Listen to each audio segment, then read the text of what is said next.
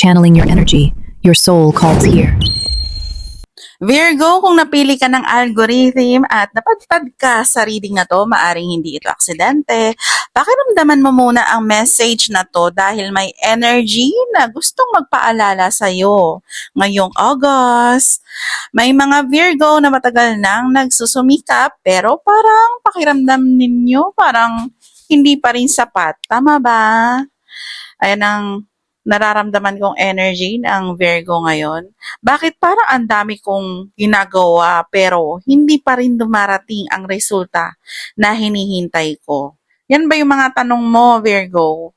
Kung ikaw yon, manatili ka hanggang dulo dahil mukhang may malaking pagbabago na unti-unti nang gumagalaw sa buhay mo. At kung hindi ito magre-resonate hayaan mo itong iwan para sa tamang Virgo. Ito ay collective reading lamang. Huminga tayo ng malalim, inaanyayahan ko ang ating Divine Creator, Spirit Guides, Guardian Angels, at mga energies of love and light. At naway dumating ang message para sa pinakamataas na kabutihan ng mga Virgo. Isang paalala, hindi po ako ang unang nagme-message sa inyo at mag-aalok ng reading or mga services. Kayo po ang unang magme-message sa akin kung gusto nyo po ng personal reading. Ang aking contact infos at social media accounts ay nakapost po dito. At eto na, Virgo, ang iyong unang energy at ang lumabas ay nagsasabi ng isang salita. Dedication! Napakalaki ng effort na inilalagay mo nitong mga nakaraang buwan. May ilan sa inyo na halos araw-araw nagtatrabaho. May Virgo rito na 2 trabaho ang hinahawakan. May Virgo na nag-aaral habang nagtatrabaho. At may mga Virgo na content creator, freelancer, online seller, OFW o business owner na halos wala ng pahinga. Napakasipag, napaka-practical ng sign mo. Hindi ka madaling sumugal. Mas gusto mong paghirapan ang isang bagay kaysa umasa sa swerte. At yon ang nakikita kong energy mo, Virgo. Hindi ka tamad. At hindi tamad ang Virgo ngayong August.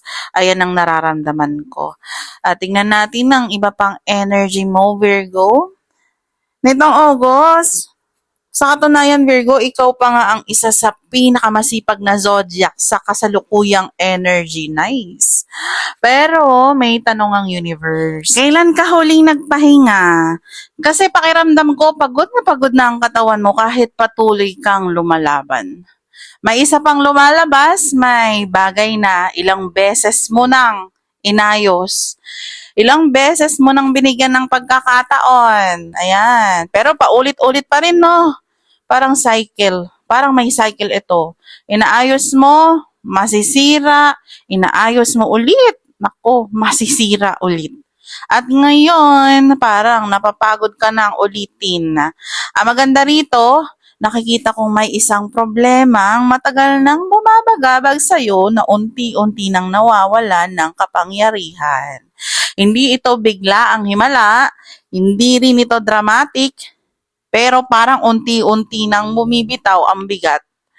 Parang may isang sakuna o malaking kaguluhan na hindi natuloy. Kung may hinihintay kang malaking away, malaking pagkawala, malaking problema, pakiramdam ko maraming Virgo ang maililigtas sa sitwasyon na yon. Minsan ang blessing ay hindi yung may dumating. Minsan ang blessing ay yung hindi nangyari ang mas masama. Pero may warning din, pakiramdam ko, may Virgo na nawawala ng gana. Hindi dahil tamad, kundi dahil napagod ng umasa. Parang sinasabi mo sa sarili mo, bahala na. Kung para sa akin, darating. Kung hindi, okay lang. At kahit mukhang acceptance yun, may konting lungkot pa rin sa puso mo. Tama ba, Virgo? Kung love ang iniisip mo, may Virgo rito na matagal nang naghihintay ng effort mula sa isang tao. Pero parang ikaw lang ang nagbibigay, ikaw lang ang umiintindi, ikaw lang ang laging nag-a-adjust hanggang sa napagod ka na. At ngayong August, mas pipiliin mong protektahan ang sarili mo kaysa habulin ang taong hindi marunong magpahalaga. Kung career naman, may Virgo na iniisip kung worth it pa ba na manatili sa kasalukuyang trabaho, parang gusto mo nang umalis, pero iniisip mo rin ang bills, responsibility, pamilya, kaya nagtitiis ka. Kung ito ang sitwasyon mo, hindi ko nakikitang habang buhay kang mananatili riyan. May paparating na bagong direksyon, hindi pa lang ngayon agad, pero nagsisimula na ring magbukas. Para naman sa mga naghahanap ng trabaho, may nakikita akong pagkakataon na darating mula sa lugar na hindi mo inaasahan. Pwedeng referral ito, dating trabaho, online application, o isang taong biglang magme-message sa'yo. Kaya wag mong ihinto ang pagpapasa ng applications. Kung business owner ka, maganda ang energy ng collaboration. Wag mong isipin na kailangan mong gawin lahat mag-isa. Nade-distract tuloy ako dito sa selenite crystal ko. May tao kayang makatulong sa'yo kung magiging bukas ka sa partnership. May isa pa akong nararamdaman, Virgo. Parang gusto ka nang ilabas ng universe sa comfort zone mo. Hindi magiging komportable ang pagbabago, pero ito ang magiging daan para lumawak ang buhay mo. May ilan sa inyo ang lilipat ng trabaho, may lilipat ng bahay, may lilipat ng bansa, may magsisimula ng bagong negosyo, may magsisimulang muli pagkatapos ng isang mahirap na kabanata. At kahit natatakot ka, mukhang yon ang tamang direksyon. Virgo, hindi lahat ng delay ay rejection. May mga bagay na pinapatagal dahil may inaayos pa ang universe sa likod ng mga pangyayari. Ang trabaho mo ngayon ay ipagpatuloy ang disiplina, pero huwag kalimutang alagaan ang sarili. Kung nakaabot ka rito, maaring ito ang bahagi ng message na talagang para sa'yo. Gaya ng lagi kong paalala, kunin lamang ang nagre-resonate at iwan ng hindi. Collective reading ito, kaya maaring iba-iba ang timing ng bawat Virgo. Huminga ng malalim, gabayan tayo nawa ng Divine Creator at ng Spirit Guides. At habang pinapakiramdaman ko ang energy, mas lumilinaw ang katotohanan, may isang sitwasyon na matagal nang hindi malinaw. Maaring tungkol ito sa trabaho, negosyo, pagkakaibigan o isang connection sa pag-ibig. Pero ngayong August, hindi madaling maitago ang totoo. Pakiramdam ko may isang tao na matagal nang may itinatago sa'yo. Hindi ko agad nararamdaman na ito ay pagtataksil para sa lahat. Sa iba, maaring hindi lang nila masabi ang tunay nilang nararamdaman. Sa iba naman, may information silang hindi inilalabas. Pero darating ang panahon at ngayong buwan na mapipilitan silang magsalita. At kapag nalaman mo ang buong katotohanan, marami kang mauunawaan. Isa pang malakas na energy ang lumalabas, may taong sinusubukang protektahan ang image niya. Pero habang ginagawa niya yon, lalo siyang nahihirapang itago ang mga pagkakamali niya. Parang ang universe mismo ang naglalantad ng mga bagay na hindi na dapat manatiling lihim. Kung may nararamdaman kang may mali, pero wala ka pang ebidensya, magtiwala ka sa intuition mo, Virgo. Hindi ibig sabihin na lahat ng iniisip mo ay tama, ha? Pero, wag mo ring baliwalain ang kutob na paulit-ulit na bumabalik. Speaking of intuition, Virgo, napakalakas ng psychic sensitivity mo ngayong August. Maaring mapansin mong bigla kang naiisip ng isang tao, tapos magme-message siya, o kaya napapanaginipan mo ang isang sitwasyon bago ito mangyari. May kakaibang pakiramdam ka kapag may taong hindi tapat o kaya may lugar na bigla mo na lang gustong iwasan.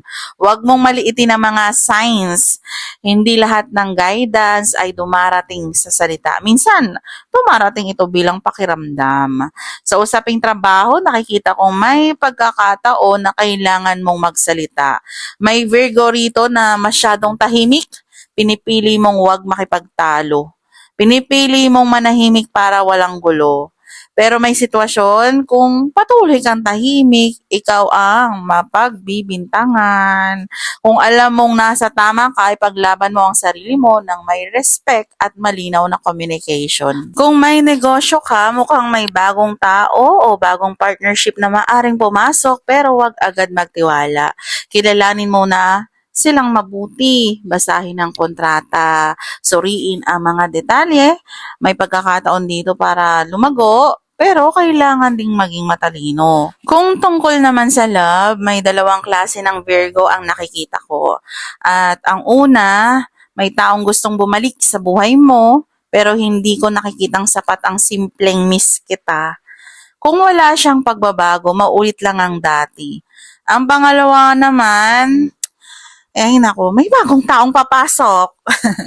Hindi siya kasing ingay ng mga nakaraan mong nakilala. Mas kalmado, mas seryoso, ayan. Mas mature, at maaring hindi mo agad siya mapansin dahil iba siya sa usual mong type. At may isa pang message, Virgo, huwag mong ikumpara ang timeline mo sa ibang tao. Pakiramdam ko kasi may Virgo na napapaisip, bakit sila ang mabilis umunlad? Bakit ako parang mabagal? Ayan yung mga question mo minsan sa utak mo. Tama ba, Virgo? Pero hindi mo nakikita ang buong kwento ng bawat tao. May mga blessings kasi na mabilis dumating pero mabilis ding mawala. Ang sayo, Virgo, unti-unti pero matibay. At yon ang gustong itayo ng universe para sa'yo. Sa pakiramdam ko ngayon, at papalapit na katapusan ng August, mas magiging malinaw kung sino talaga ang dapat mong isama sa susunod na chapter ng buhay mo. Hindi lahat ng umaalis ay pagkawala. May mga taong inaalis para magkaroon ng space, ang mas tamang mga tao at opportunity. At ang mensahe mo para sa last week ng August, possible this is a result ng mga decision mo at may guidance ka na mararamdaman sa susunod mong hakbang, Virgo. Ngayon, pinagsama-sama ko yung buong energy ng mga cards mo at malinaw ang pinapakita. Ang August ay buwan ng pagputol sa mga maling laban. Pakiramdam ko nitong mga nakaraang buwan, sobra kang napagod, kakapaliwanag sa mga taong ayaw namang umunawa, may mga sitwasyon na paulit-ulit mong inaayos, paulit-ulit mong pinaglalaban, pero habang tumatagal, napapansin mong ikaw lang ang lumalaban. At ngayong August, parang sinasabi ng universe, hindi lahat ng laban ay kailangan mong panalunan. May mga pagkakataon na ang tunay na tagumpay ay ang marunong kang umalis. May isa pa akong nararamdaman. May taong nagmamasid sa'yo, hindi ko agad nararamdaman na masama ang intensyon para sa lahat. Sa iba, maaaring interesado lang sila sa ginagawa mo. At sa iba naman, maaaring nainggit sila sa unti-unti mong pag-angat. Kung content creator ka, freelancer, online seller, o may negosyo, pakiramdam ko mas marami kang or mas maraming makakapansin sa trabaho mo ngayong August. Congrats, Virgo. Ayun pa lang ang sinasabi ko. At may mga bagong mata na tumitingin sa ginagawa mo, kaya ipagpatuloy mo lang ang consistency. Huwag mong hayaan na pigilan ka ng takot ng opinyon ng ibang tao. Kung sa love naman, nakikita ko, mas pipiliin ng maraming Virgo ang kapayapaan kaysa sa complication. At hindi ka na basta-basta magpapadala sa matatamis na salita at tama lang yun. At big check talaga ako sa'yo, Virgo. Hindi na sapat ang pangako Ang hahanapin mo ngayon ay action, consistency, at respeto. Kung single ka, may possibility na may makikilala kang tao sa pamamagitan ng trabaho, pag-aaral, negosyo, online community, o isang common friend. Hindi ito mukhang mabilis na romance, unti-unti itong mabubuo at yun ang maganda rito. Kung may partner ka naman, ito ang panahon para magkaroon ng mas malinaw na pag-uusap. Huwag itago ang sama ng loob pero huwag ding hayaang emosyon ang manguna. Mas magiging maganda ang resulta kung pareho kayong handang makinig. Financially, unti-unti kong nakikitang bumabawi ang iyong energy. Hindi ko sinasabing yayaman agad sa loob ng isang buwan ha, pero mukhang may isang opportunity na magpapadagdag ng kita. Maaring bagong project, bagong client, promotion, side hustle o isang ideyang matagal mo nang gustong simulan. Kapag dumating to, huwag mong maliitin. Minsan ang maliliit na opportunity ang nagiging pintuan ng mas malaking kasaganaan. At sa health naman, Virgo, huwag mong abusuhin ang katawan mo. Nakikita ko rito ang pagod na naiipon, kulang sa tulog, stress at minsan nakakalimutan mong uminom ng tubig o kaya kumain sa tamang oras dahil inuuna mo ang trabaho. Paalala ito na ang katawan mo ang sasalo sa lahat ng pangarap mo. Alagaan mo to, Virgo. At may message para sa mga Virgo na nasa ibang bansa. Kung ikaw ay OFW o nagtatrabaho sa malayo sa pamilya mo, ramdam ko ang pagod na hindi lang physical kundi emotional. May mga gabi na gusto mo nang umuwi. May mga pagkakataon na tinatanong mo ang sarili mo kung hanggang kailan mo pa ito kakayanin. Pero ipinapakita sa akin na hindi masasayang ang lahat ng sacrifice mo. May reward na paparating sa ilan sa inyo. Maaring renewal ng kontrata, pagtaas ng sahod, bagong employer, promotion o pagkakataong lumipat sa mas magandang kumpanya. At para sa iba, nagsisimula ng gumalaw ang energy ng pag-uwi o paglapit sa pamilya. Kung ikaw ay isang Virgo OFW, gusto kong malaman kung nasaang bansa ka ngayon. Mag-comment ka sa ibaba, anong bansa ka nanonood. Gusto kong makita kung gaano kalawak ang ating Virgo family sa buong mundo.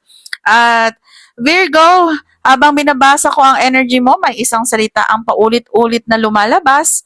Huwag kang sumuko, hindi dahil mahina ka, kundi dahil sobrang tagal mo nang lumalaban, kaya normal lang mapagod. Pero hindi pa ito ang katapusan ng kwento mo. Ang August ay parang tulay.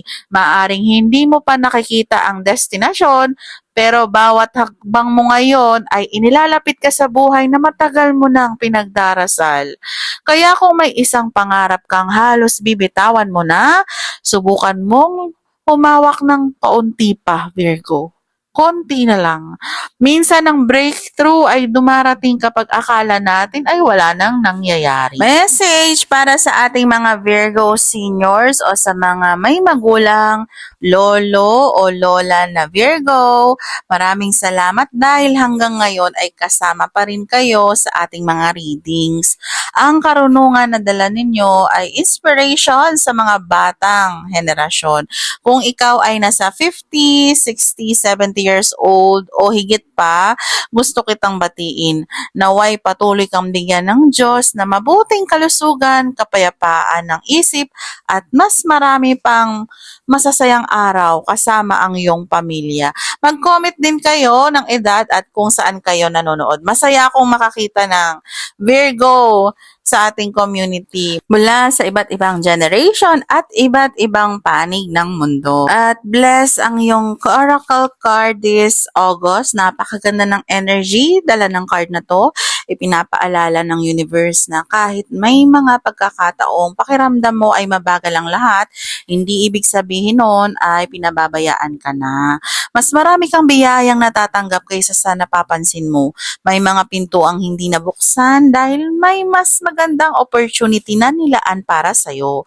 May mga taong umalis dahil hindi sila kasama sa susunod na chapter ng buhay mo at may mga panalangin na tila naantala dahil hinihintay ng universe ang tamang oras para ibigay ang mas maganda kaysa sa hinihingi mo. Ang salitang bless ay hindi lang tungkol sa pera. Ito ay tungkol sa protection, kapayapaan, mabuting kalusugan, mga taong tunay na nagmamahal sa iyo at mga pagkakataong unti-unting magbabago ng direksyon ng buhay mo. Kung may panahon na pakiramdam mo ay wala nang nangyayaring maganda, huminto ka sandali, tumingin ka sa paligid, baka nasa gitna ka na pala ng mga biyayang matagal mong ipinagdarasal. Kaya ngayong August, magpasalamat ka kahit maliit na tagumpay. Dahil ang pusong marunong magpasalamat ay mas handang tumanggap ng mas malalaking pagpapala. Maraming salamat Virgo sa pagsama sa ating August readings. Kung nag-resonate sa'yo ang message na to, huwag kalimutang i-like ang video, mag-subscribe sa channel at i-like or i-click ang notification bell para hindi mo ma-miss ang mga susunod nating zodiac signs. Mag-comment din sa ibaba anong bansa ka nanonood kung isa kang OFW o kung nasa Pilipinas ka, anong probinsya o city ang pinanonoodan mo at isulat ang salitang I am blessed bilang affirmation na tinatanggap mo ang lahat ng biyayang nakalaan para sa iyo ngayong August. Maraming salamat sa inyong lahat. Hanggang sa susunod nating reading, naway lagi kayong gabayan ng liwanag, pagmamahal, at walang hanggang pagpapala. Again, this is Astro Luna Quest. Hanggang sa muli nating reading.